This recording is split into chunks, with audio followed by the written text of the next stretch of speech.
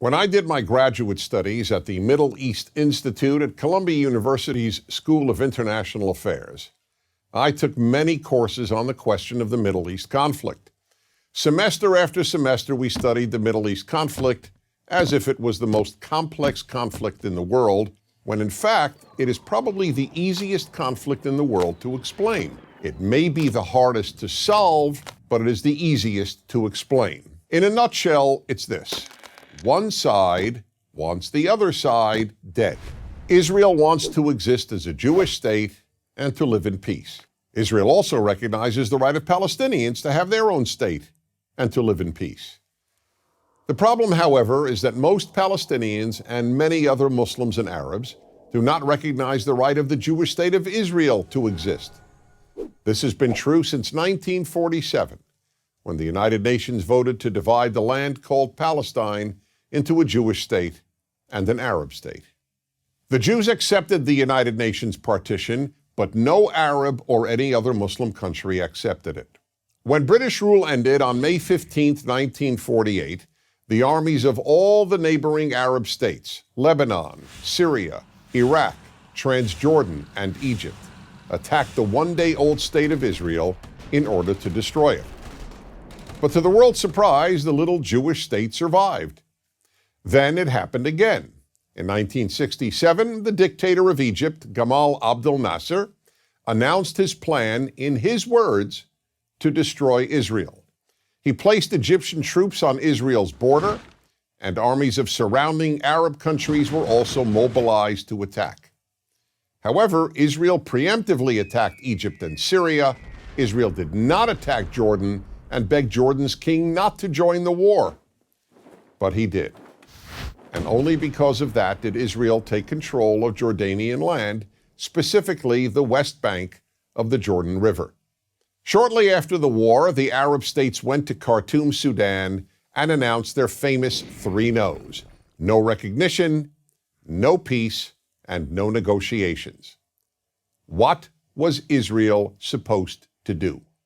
Well, one thing Israel did a little more than a decade later in 1978 was to give the entire Sinai Peninsula, an area of land bigger than Israel itself and with oil, back to Egypt, because Egypt, under new leadership, signed a peace agreement with Israel.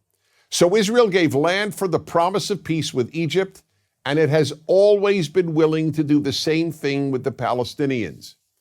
All the Palestinians have ever had to do is recognize Israel as a Jewish state and promise to live in peace with it. But when Israel has proposed trading land for peace, as it did in 2000, when it agreed to give the Palestinians a sovereign state in more than 95% of the West Bank and all of Gaza, the Palestinian leadership rejected the offer and instead responded by sending waves of suicide terrorists into Israel. Meanwhile, Palestinian radio, television, and school curricula remain filled with glorification of terrorists, demonization of Jews, and the daily repeated message that Israel should cease to exist. So it's not hard to explain the Middle East dispute. One side wants the other dead.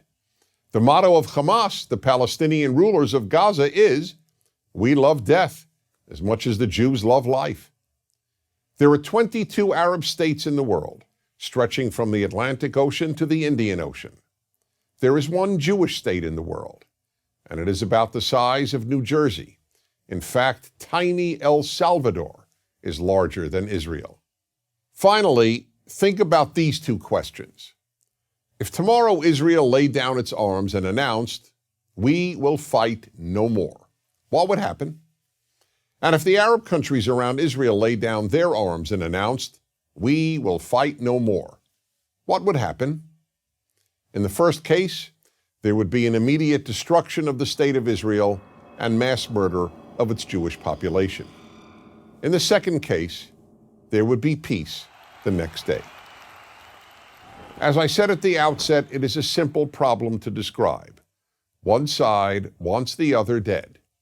And if it didn't, there would be peace. Please remember this. There has never been a state in the geographic area known as Palestine that was not Jewish. Israel is the third Jewish state to exist in that area. There was never an Arab state, never a Palestinian state, never a Muslim or any other state. That's the issue. Why can't the one Jewish state the size of El Salvador be allowed to exist? That is the Middle East problem. I'm Dennis Prager.